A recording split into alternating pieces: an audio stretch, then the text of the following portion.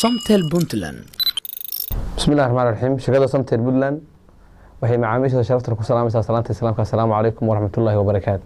Bacda salaam waxay shirkadu ogeysiinaysaa dhammaan macaamiisheeda sharafta leh in qiimo dhimis ballaaran ay ku samaysay adeegyada shirkadda Somtel munaasabadda Ciidul Fidriga awgeed. Qiimo dhimistaas oo adeegyada lagu sameeyay ay yihiin adeegyada 4G iyo SIM cardska. 4G-da waxa lagu sameeyay boqolkiiba 60 qiimo dhimis ah oo qiimuhu marka uu noqonayo $30 oo ay la socoto 24 GB oo data ah. iyo SIM cardada oo 100% ay noqonayaan free. qiimo dhimistaasi waxa shirkadu ay u sameysay munaasabadda Ciidul Fidriga awgeed.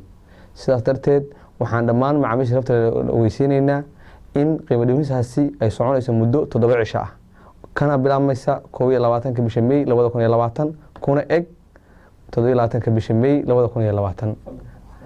fadlan waxaan ogeysiinaynaa macaamiisha sharafta leh ee shirkadda Somtel Puntland inay ka faa'iideystaan adeegan qiimo dhimistan lagu sameeyay adeegyada shirkadda Somtel.